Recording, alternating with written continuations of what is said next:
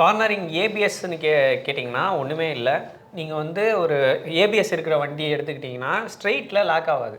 Normal ABS இருக்கிற வண்டி நீங்கள் என்ன தான் பிரேக்கை வந்து பயங்கரமாக டம்ப் பண்ணாலும் வண்டி வந்து ஏபிஎஸ் மோட்டரை வச்சு என்ன பண்ணும், இந்த வால்ஸ் எல்லாம் வச்சு அந்த பிரேக் ப்ரெஷரை ரிலீவ் பண்ணி கொடுக்கும். எப்படின்னா உங்கள் டயர் வந்து கிரிப்பை லூஸ் பண்ணுது அப்படின்னு தெரிஞ்சிச்சுன்னா ஏபிஎஸ் வந்து அந்த கிரிப்பை லூஸ் பண்ணி மறுபடியும் ரீகெயின் பண்ணுற வரைக்கும் உங்கள் பிரேக் ப்ரெஷரை எடுத்து விடும்.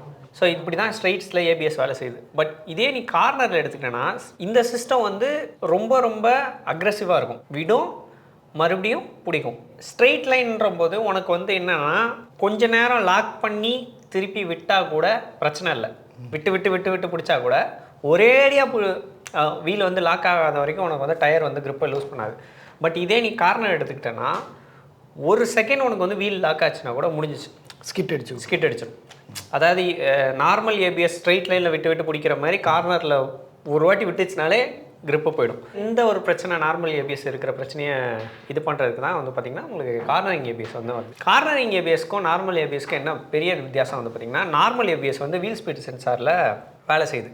வண்டி வந்து நேராக இருக்கும்போது ஃப்ரண்ட் டயருக்கு ஒரு சென்சார் இருக்கும், ரியருக்கு ஒரு சென்சார் இருக்கும். ஸோ என்ன ஆகும், அந்த சென்சாரு வீல் ரொட்டேட் ஆகுதா இல்லையா அப்படின்றத அது வந்து சென்ஸ் பண்ணிக்கிட்டே இருக்கும். அது வந்து பார்த்திங்கன்னா எல்லா வண்டியிலையும் வந்து பார்த்திங்கன்னா முன்னாடி இருக்கும். ஃப்ரண்ட் ஏபிஎஸ் இருக்கிற வண்டியிலாம் வந்து ஒரு சின்ன ரிங்கு மாதிரி இருக்கும். அந்த ரிங்கில் இருக்க கேப்பு இருக்குது பார்த்தீங்களா, அது அந்த கம்பி முன்னாடி வரும்போது அடுத்த கம்பி வர்றதுக்குள்ள கேப்பை வந்து அந்த டைமிங் வச்சு ஈஸி வந்து டிடெக்ட் பண்ணிட்டே இருக்கும். ஆஹா வீல் சுற்றுதா இல்லையா, சுத்தலைன்னு தெரிஞ்சிச்சுன்னா உடனே வந்து பிரேக் ப்ரெஷரை ரிலீவ் பண்ணி விடும்.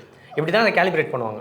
அந்த சென்சாரில் இருக்க 2 இது இருக்குது, நடுவில் கேப் இருக்குது. ஸோ ஃபஸ்ட்டு இது கிட்ட வரும்போது வீல் ஸ்பீட் சென்சார் என்ன பண்ணும், இது வந்து இப்போ போயிடுச்சு, அடுத்தது வந்து இவ்வளோ டைமில் வரணும் அப்படின்னு யோசிச்சுட்டு இருக்கும். சப்போஸ் அது வந்து இங்கேயே நின்றுடுச்சு, இல்லை சென்ஸ் பண்ணாத இடத்துலையே நின்றுடுச்சுன்னா என்ன தெரிஞ்சுக்கணும், ஓகே வீல் சுற்றலை அப்படின்னு அந்த சென்சார் தெரிஞ்சுக்கும். செஞ்சுட்டு பிரேக் ப்ரெஷரை ரிலீவ் பண்ணிவிடும். ஓகே, வேறு ஸ்பீட்ஸுக்குன்னே வந்து பார்த்திங்கன்னா இதை வந்து நீங்கள் கேலிப்ரேட் பண்ணணும். வேறு ஸ்பீட்ஸில் எப்படி இது ஒர்க் ஆகுது, கம்மி ஸ்பீடில் அப்படி இருக்கக்கூடாது. ஏன்னா 5 கிலோமீட்டர்லேயும் ஏபிஎஸ் வேலை செஞ்சுட்டே இருந்துச்சுன்னா அப்புறம் பிரேக் அடிச்சா நிற்கவே ஃப்ரீயாக போய்கிட்டே இருக்குங்க.